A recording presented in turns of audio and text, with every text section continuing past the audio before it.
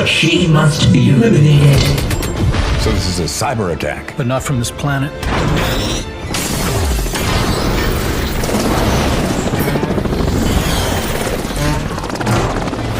दोस्तों जरा सोचिए, एक ऐसा एआई एलियन शिप हमारे धरती पर आई और पूरे धरती को डिजिटली कंट्रोल करने लगे। आज की मूवी अट्रैक्शन 2 इन्वेजन में हम ऐसा ही कुछ देखेंगे। बता दें कि ये अट्रैक्शन का सेकेंड पार्ट है और इसे देखने से पहले आप इसका फर्स्ट पार्ट भी देख ले, नहीं तो आपको मूवी कुछ समझ ही नहीं आएगी। फर्स्ट पार्ट का लिंक आपको डिस्क्रिप्शन पर मिल जाएगा। मूवी की शुरुआत में हमें पिछले पार्ट के कुछ विजुअल्स दिखाए जाते हैं, जिससे हमें पता चलता है कि एलियंस ने अर्थ पर अटैक किया था। इसी बीच यूलिया नाम की लड़की ने एक एलियन को बचाया और दोनों एक दूसरे से प्यार करने लगे। यूलिया के उसके साथ इंटरेक्शन की वजह से उसके पास एक ट्रांसमीटर आता है जिसे वो कभी निकाल नहीं पाएगी। इसके बाद ये एलियन लड़का मारा जाता है और यूलिया खुद उसे दफनाती है। अब हम 3 साल बाद का प्रेजेंट सीन देखते हैं, जिसमें न्यूज में बताया जाता है कि साइंटिस्ट स्पेसशिप के रह गई चीजों को एग्जामिन करके न्यू टेक्नोलॉजी और वेपन्स बनाने का ट्राई कर रही है। अब रशियन डिफेंस सिस्टम काफी स्ट्रांग हो चुका था। उन्होंने एक नया सैटेलाइट स्पेस में लॉन्च किया था ताकि अगर फिर से कोई एलियन एक्टिविटी हो तो वो उन्हें पहले ही ट्रैक कर सके। अगले सीन में हम हैकॉन के स्पेसशिप को देखते हैं जो हमने पार्ट 1 में देखी थी और उसमें से एक कैप्सूल निकाल कर अर्थ की तरफ आता है। फिर हम समंदर के बीच मछुआरों का ग्रुप देखते हैं। तभी अचानक उन्हें कुछ बहुत बड़ा समंदर के अंदर गिरता दिखाई देता है और वो हैरान हो जाते हैं। ये वही कैप्सूल था जो स्पेसशिप से निकला था। इसके बाद हम यूलिया को देखते हैं जो अपने डॉग के साथ वॉक करने निकली थी, लेकिन अचानक उसका डॉग कहीं गायब हो जाता है। फिर हम देखते हैं कि यूलिया अपने क्लासरूम में अपने फ्रेंड गॉगल के साथ थी। अब यूलिया की लाइफ पहले से बदल चुकी है क्योंकि उसके साथ हर समय मिनिस्ट्री ऑफ डिफेंस के बॉडीगार्ड्स रहते हैं। यूलिया को लेने उसके पापा जनरल आते हैं। गॉगल भी यूलिया की कार में ही चला जाता है। इनकी कार के साथ 2 और कार थी जिनमें उनके बॉडीगार्ड्स है। गॉगल वो एक कंपनी में छोड़ते हैं जहां पर वो एज ए इंटर्न काम कर रहा था। इसके बाद जनरल और यूलिया एक जंगल में जाते हैं। यूलिया को अब गवर्नमेंट की रेख देख में रहना होता है क्योंकि उसके ऊपर एक्सपेरिमेंट्स किए जा रहे थे। हैकॉन के आर्मर के ऊपर भी टेस्टिंग चल रही थी ताकि उनकी टेक्नोलॉजी समझ सके, लेकिन उस आर्मर को ये लोग डिकोड ही नहीं कर पाते। इसलिए ये लोग यूलिया के हाथों में जो हैकॉन का व्रिस्ट बैंड होता है जिससे वो पानी को कंट्रोल कर सकती है, उसके ऊपर रिसर्च करते हैं। जनरल जानता है कि हर समय बॉडीगार्ड से घिरा होने की वजह से उसकी बेटी परेशान है, इसलिए वो उसे कहता है कि वो भागने में उसकी हेल्प कर सकता है। इसके बाद हम देखते हैं कि यूलिया की बॉडी पर कुछ मशीन्स लगाकर उसे पूल में लिटाया गया था और उससे कुछ क्वेश्चंस पूछ के उसकी भी टेस्टिंग की जा रही थी। दरअसल साइंटिस्ट उसे गुस्सा दिलाकर उस व्रिस्ट बैंड को एक्टिवेट करना चाहते थे। पहले तो सब चीजें नॉर्मल होती है, लेकिन जब उसे ज्यादा डीप में सवाल पूछते हैं तो उसकी बॉडी से पानी के साथ कुछ रिएक्शन होता है। इसके बाद यूलिया का एक्स बॉयफ्रेंड आर्टियम को उसके सामने लाया जाता है तो यूलिया काफी बेचैन होने लगती है। इसी वजह से पानी में और ज्यादा हलचल होने लगती है। यूलिया चिल्लाकर अपने पापा को पुकारती है और सारा पानी हवा में उड़ जाता है। बिल्डिंग में उसके चिल्लाने से भूकंप सा आता है जिसे जनरल भी सुनता है। वो भागता हुआ अपने बेटे के पास जाता है और ये टेस्टिंग बंद करवाता है।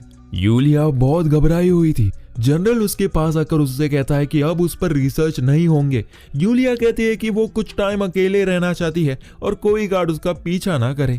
जनरल वापस जाकर इवान नाम के सोल्जर को स्ट्रिक्टली उसकी बेटी को छुपकर सिक्योर करने को कहता है। अब हम देखते हैं कि यूलिया एक बार में ड्रिंक कर रही थी, तब वो इवान को देख लेती है और उसके लिए ड्रिंक भिजवाती है। इवान उसके पास आता है। यूलिया कहती है कि मुझे पता है मेरे फादर ने तुम्हें मुझ पर नजर रखने को कहा है। इवान उसे कहता है कि अब उसे घर चलना चाहिए क्योंकि उसने उसके फादर को प्रॉमिस किया था। तब यूलिया के पीछे एक आदमी आता है जो उसे अपने साथ चलने को कहता है। हम देखते हैं कि ये हैकॉन था। यूलिया इसे देखकर हैरान रह जाती है क्योंकि हैकॉन 3 साल पहले मर चुका था। हैकॉन उसे अपने साथ ले जाना चाहता है और इवान उसे मना करता है। इसी बीच दोनों के बीच लड़ाई होती है और यूलिया इवान के सर पर एक बॉटल मारकर हैकॉन के साथ भागी जाती है। हैकॉन यूलिया को उसके फोन में कोई भी नंबर डायल करने को कहता है और फोन के नेटवर्क की हेल्प से हैकॉन सोल से कांटेक्ट करता है, जो कि उसके स्पेसशिप का आर्टिफिशियल इंटेलिजेंस है और सोल अर्थ के सभी नेटवर्क्स को एक्सेस कर सकता है। वो उनके बार के बाहर खड़ी एक ऑटोमेटिक कार का एक्सेस हैक कर लेता है और हैकॉन और यूलिया जल्दी से उसके अंदर बैठ जाते हैं।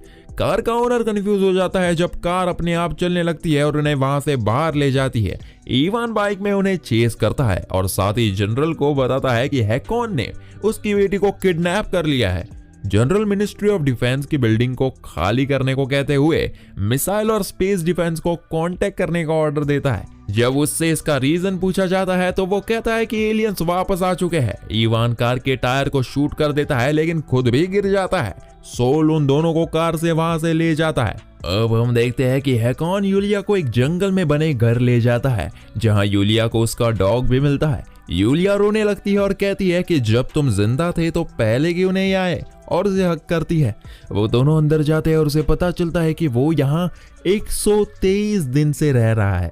वो पूछती है कि उसके पास पैसे कैसे आते हैं, जिस पर हैकॉन उसे बताता है कि उसके पास एक जॉब है और वो उसे अपना गार्डन दिखाता है।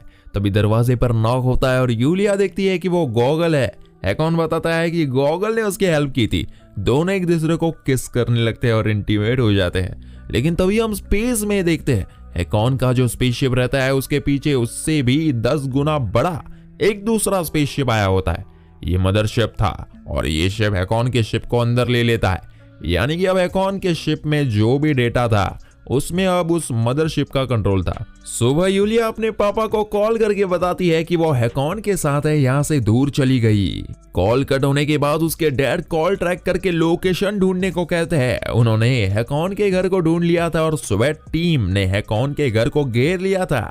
जनरल उन्हें शूट ना करने के ऑर्डर्स देता है, लेकिन स्पेस में से मदरशिप उनके नेटवर्क को हैक करके जनरल की आवाज में उन्हें शूट करने के ऑर्डर्स देता है। स्वेट टीम उनके घर के अंदर घुस जाती है और शूट करने की कोशिश करती है, लेकिन हैकॉन उन्हें मारकर यूलिया को लेकर घर के बाहर चला जाता है।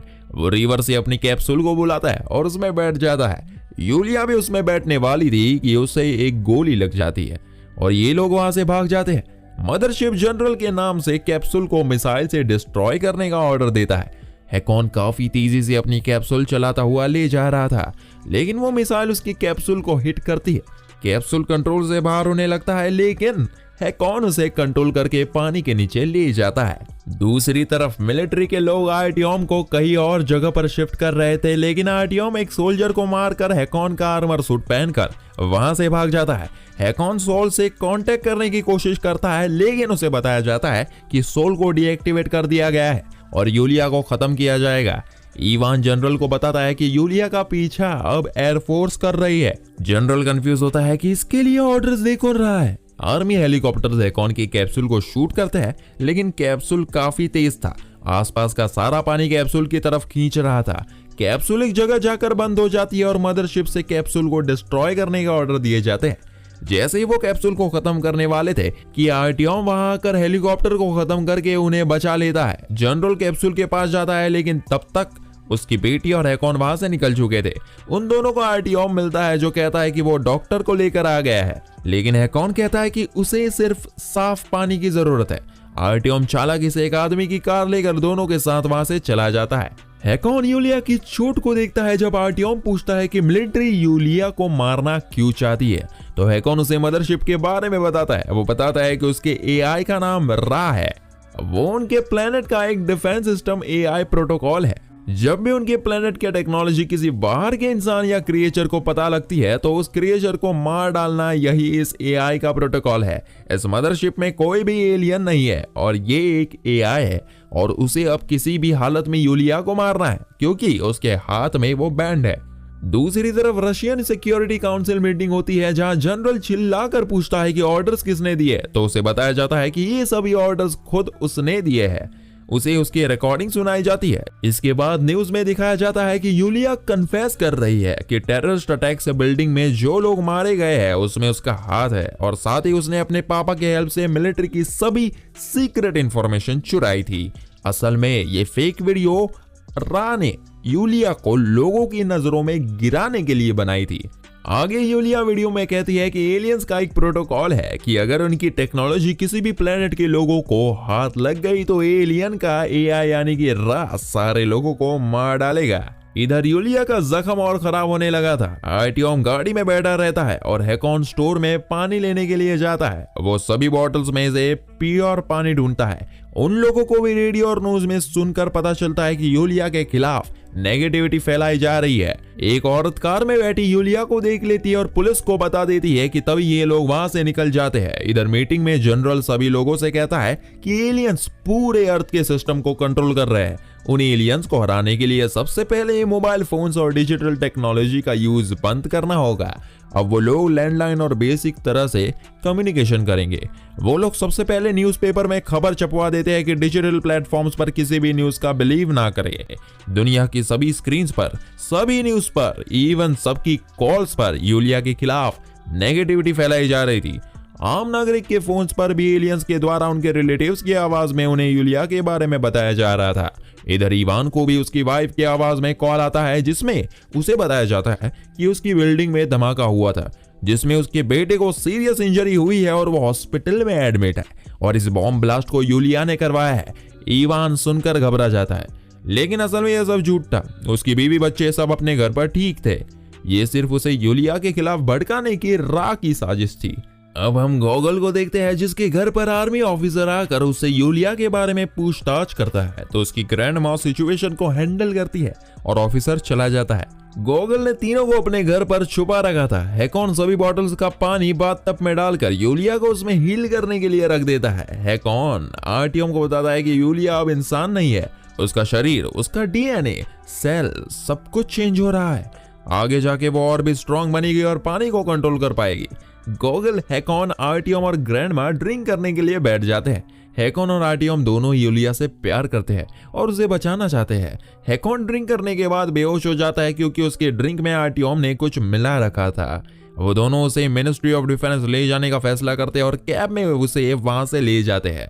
यूलिया को होश आता है तो वो देखती है कि उसकी चोट अब गायब हो चुकी है और उधर दोनों लड़के हैकॉन को जनरल के पास ले जाते हैं। जनरल हैकॉन को कहता है कि वो रा को खत्म कर देगा। हैकॉन कहता है कि रा एक आर्टिफिशियल इंटेलिजेंस है जिसमें सोचने की एबिलिटी नहीं है और उसे लगता है कि यूलिया एक खतरा है, इसलिए वो उसे मारना चाहता है। जनरल उसकी हेल्प मांगता है क्योंकि हैकॉन उसकी बेटी से प्यार करता है और उसे पता है कि रा को कैसे रोका जा सकता है। जनरल इवान के पास जाता है, लेकिन इवान को अब तक ये नहीं पता कि रा सभी मोबाइल फोन्स को हैक करके फेक न्यूज फैला रहा है। जनरल उसे यूलिया का एड्रेस देकर यहाँ सही सलामत लाने को कहता है और खुद एरोस्पेस डिपार्टमेंट में जाकर टेलीस्कोप से रा के एग्जैक्ट कोऑर्डिनेट्स देखता है। वो मिनिस्ट्री ऑफ डिफेंस को अपना प्लान बताता है कि इस समय सभी सैटेलाइट्स एक दूसरे से कनेक्टेड है। वो किसी एक सैटेलाइट को डिस्ट्रॉय करेंगे जिससे कुछ समय के लिए रा कंफ्यूज हो जाएगा।